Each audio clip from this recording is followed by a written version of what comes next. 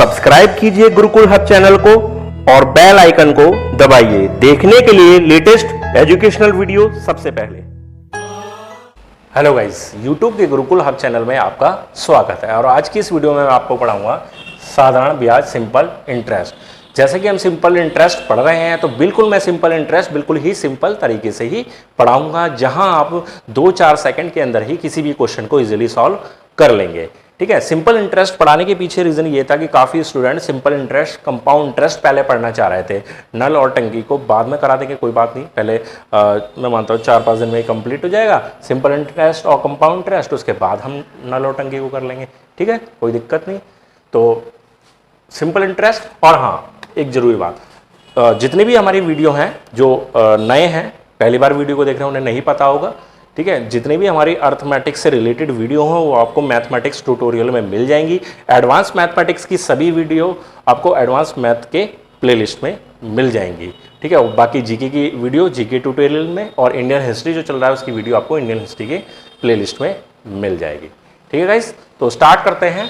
साधारण ब्याज। साधारण ब्याज को समझने के लिए हमें कुछ बातें पहले समझ लेना बहुत ज़्यादा जरूरी है, जैसे कि मूलधन क्या होता है, दर क्या होता है, समय क्या होता है, और ब्याज क्या होता है। साधारण ब्याज क्या होता है, मिश्र धन क्या होता है, साधारण ब्याज, मिश्र धन, ठीक, और चक्रवृद्धि ब्याज क्या होता है। ठीक है, तो पहले ये सब चीज़ें मैं आपको समझाता हूँ, बहुत बेसिक सी बात है। देखिए, मूलधन जिसे हम बोलते हैं प्रिंसिपल अमाउंट, टी से डिनोट करते हैं। दर, रेट, जो वार्षिक दर होती है। टी, टाइम, समय। साधारण ब्याज, सिंपल इंटरेस्ट, SI। ठीक है, और मिश्र धन होता है अमाउंट, A। चक्रवृद्धि ब्याज होता है CI, कंपाउंड इंटरेस्ट। अब मूलधन क्या होता है, मान लीजिए आप अपने बैंक में पैसा जमा करने गए, 1000 रुपये आपने बैंक में जमा किया। ठीक है, वो हो गया आपका मूलधन। उस पर कुछ परसेंट दर लग रही है, मान लीजिए 10% की दर लग रही है, ब्याज दर, वो आप हो गया वार्षिक ब्याज दर। कितने समय के लिए आपने वो बैंक में डाला है पैसा, 2 वर्ष के लिए डाला, तो समय हो गया 2 वर्ष। ठीक, अब 1 साल में 10% से 2 वर्ष का जो ब्याज बनेगा, हालांकि 1 वर्ष के लिए बनता है, साधारण ब्याज जो बनता है बैंक में नॉर्मली वो 1 वर्ष के लिए बनता है, 2 वर्ष के लिए नहीं बनता। लेकिन हम जो क्वेश्चन करेंगे वो साधारण ब्याज पर आधारित 2 वर्ष के भी करेंगे, 3 वर्ष के भी, क्योंकि एग्जाम में ऐसे पूछे भी जाते हैं। तो साधारण ब्याज जो उस पर लगेगा 1000 रुपये पर 10% की दर से, 1 वर्ष का या 2 वर्ष का, तो वो मान लीजिए 10% कितना होगा इसका, 100 रुपये, तो 100 रुपये 1 वर्ष का साधारण ब्याज हो जाएगा। अब 2 वर्ष है तो 200 रुपये हो जाएंगे। ठीक है, अब 100 रुपये और 1000 रुपये को जब हम जोड़ देंगे तो बन जाएगा 1100 रुपये, जो हो जाता है मिश्र धन। यानी कि मूलधन में जब आप ब्याज जोड़ देंगे तो बन जाएगा आपका मिश्र धन। समझ में आया? अब मिश्र धन हो गया 1100 रुपये। अब चक्रवृद्धि ब्याज क्या होता है? चक्रवृद्धि ब्याज होता है, जैसे कि मैंने आपको बताया, 1 वर्ष तक तो आपका अमाउंट, जो भी आपका पैसा है मूलधन, उस पर साधारण ब्याज ही लगता है। लेकिन 1 वर्ष से जैसे ही ज्यादा होता है, 2 वर्ष, 3 वर्ष या 4 वर्ष, तो वो ब्याज प्लस ब्याज लगना शुरू हो जाता है। यानी कि 1000 रुपये पर 10% की दर से 1 वर्ष का ब्याज 100 रुपये, यानी कि मिश्र धन हो गया अब आपका 1100 रुपये। तो आपका जो चक्रवृद्धि ब्याज में क्या होता है कि नेक्स्ट ब्याज जो लगेगा वो 1100 रुपये पर लगेगा, जबकि साधारण ब्याज पर वो 1000 रुपये ही लगेगा। चाहे वो 2 वर्ष की बात है, 3 वर्ष की बात है, चाहे 4 वर्ष की बात है, वो 1000 रुपये ही लगेगा। लेकिन चक्रवृद्धि ब्याज में क्या होता है, अब ये 1100 हो गया। ठीक है, अब नेक्स्ट जो लगेगा वो लगेगा 1210 पर, क्योंकि 110 इसमें जोड़ेंगे आप। ठीक है, तो 1210 बन जाएगा 1 साल बाद। फिर नेक्स्ट बनेगा 1210 पर ब्याज लगेगा। इसी हिसाब से ये बढ़ता चला जाता है। ये फर्क होता है साधारण ब्याज और चक्रवृद्धि ब्याज में। समझ में आ गया ये? ठीक है, इसका एक फार्मूला होता है, बिल्कुल सिंपल फार्मूले से ही आपको समझाऊंगा। Simple interest is equal to होता है P into R into T upon 100। Simple interest, साधारण ब्याज बराबर मूलधन, दर, समय और नीचे 100। ठीक, और अगर आपको चलिए अगर अमाउंट निकालना हो तो अलग बात हो गई। ठीक है, तो ये चीज इसको समझ के चलेंगे। क्वेश्चन ले लेते हैं आप। देखिए बहुत सिंपल सी बात है कि अगर 5000 रुपए का 10% वार्षिक की दर से 2 वर्ष का साधारण ब्याज पूछे तो बहुत ही आसानी से आप फॉर्मूले में रखकर निकाल देंगे। ठीक है, ये एक बेसिक फॉर्मूला है। ठीक है, लेकिन जितने भी अब हमसे फॉर्मूले बनाएंगे, जितने ट्रिक बनाएंगे, इसी फॉर्मूले को मद्देनजर रखकर बनाएंगे। जैसे क्वेश्चन पूछा गया कि कितने समय में कोई धनराशि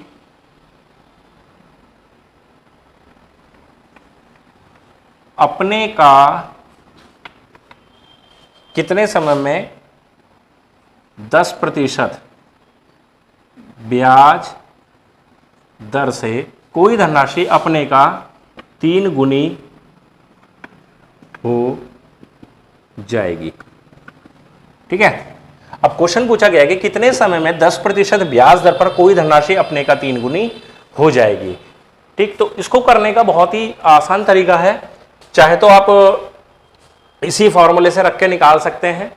ठीक है, नहीं तो इसका एक डायरेक्ट फार्मूला आपको निकालना है, T = n-1 × 100/r। ये फार्मूला याद रखें।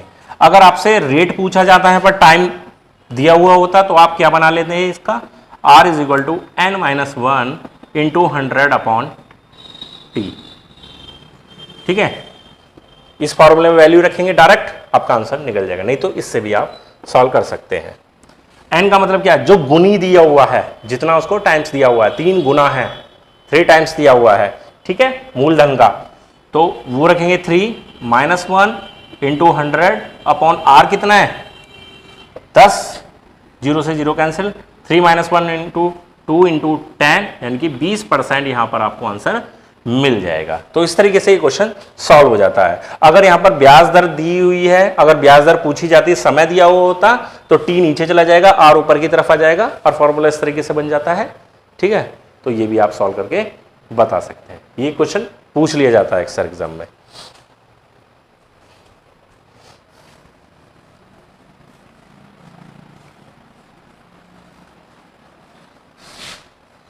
क्वेश्चन है नेक्स्ट क्वेश्चन,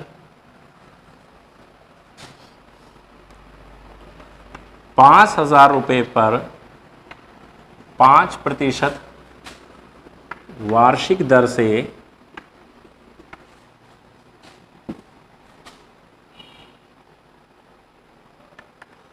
219 दिन का साधारण ब्याज क्या होगा। ठीक है, अब दिन वाला दे दिया आपको, दिन में दिया है, टाइम आपको दिन में दे दिया है। ठीक है, ये मंथ में भी दे सकता है, दिन में भी दे सकता है, वर्ष में, और वर्ष में दे दिया तो बहुत ही ईजी हो जाता है। तो सिंपल आप ये फॉर्मूला SI = P कितना है 5,000 R 5% T 219 नीचे अपॉन 100।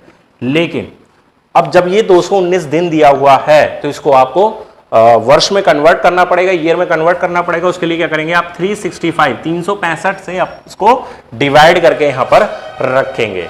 समझ में आ गया। ठीक है, इसको डिवाइड करके रखेंगे। अगर यहां पर दिया होता महीने में, यानी कि मान लीजिए 4 महीने दिया हुआ होता, ठीक है, तो इसको क्या करते 4/12, यानी कि एक वर्ष में 12 महीने, इसलिए आप 12 नीचे रखकर चलेंगे। ठीक है, तो उस टाइप का मैं क्वेश्चन करा नहीं रहा हूं, लेकिन आपको बस बता दे रहा हूं कि अगर महीने में टाइम दिया हुआ है तो आप 4/12 रखेंगे, और दिन में दिया हुआ है तो जो भी आपको दिन दिए हो उसमें 365 से डिवाइड करके रखेंगे। वर्ष में तो डायरेक्टली चल जाता है। 100 से ये 2 0 कैंसिल, 5 से काट लीजिए, 5 7 35, 5 तिया 15 और 73 तिया 219, नीचे सारी वैल्यू कैंसिल हो गई, ऊपर रह गया 50 × 3 यानी कि 150 150 रुपए साधारण ब्याज हो जाएगा। ठीक है गाइस, तो इस तरीके से ये क्वेश्चन सॉल्व हो जाता है। आगे देखते हैं।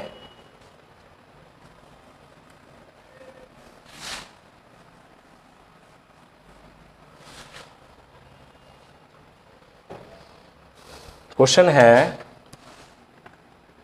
कितने समय में 72 रुपये 5% वार्षिक दर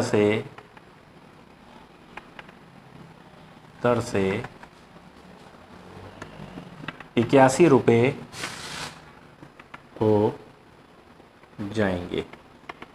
₹81 हो जाएंगे। तो कितने समय, टाइम पूछा है, ₹72। ये क्या है हमारे पास, P मूलधन, 5% ये क्या है हमारे पास, R, और दर से ₹81। ₹81 क्या हो गए, ये है हमारे पास A अमाउंट, यानी कि मिश्र धन। लेकिन हमारे फॉर्मूले में मिश्र धन रखने की कोई जगह नहीं है, लेकिन हम ये जानते हैं कि ब्याज जो होता है वो होता है मिश्र धन में से मूलधन को घटाने पर हमें ब्याज मिलेगा। तो यानी कि जो हमारा मिश्र धन है 81 और जो मूलधन है 72, इसको इसमें से माइनस करके साधारण ब्याज पर रखेंगे। मूलधन हमारा 72, R 5% दिया हुआ है, इंटू टी निकालना है अपॉन 100। ठीक है, बाकी से सॉल्व कर लीजिए। यहां पर 9 हो जाएगा। ठीक है, ये यहाँ पर ये आ जाएगा 5 से 20 बार में कट जाएगा, 72 गुणा टी और नीचे आ गया 20 और 9 × 72, तो टी बराबर आ जाएगा 20/8, यानी कि 4 दूनी 8, 4 पंजे 20, तो 2 सही 1/2 वर्ष, यानी कि 2.5 वर्ष आंसर आ जाएगा। ठीक है, तो इस तरीके से ये क्वेश्चन सॉल्व हो जाता है।